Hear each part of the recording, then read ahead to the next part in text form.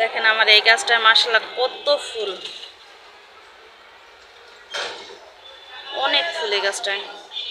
বাইরে চলে যাচ্ছে গাছটা। নাস্তা করার পরে সবকিছু এইভাবে রেখে দিয়েছিলাম, এখন ধুয়ে নিব। কতটুকু হয়েছে? কতটুকু হয়েছে? ডিভিশন দিচ্ছ? কয়টা? কয়টা হয়েছে ডিভিশন? তাড়াতাড়ি করো, কাপড়গুলি উঠায় নিয়ে যায়।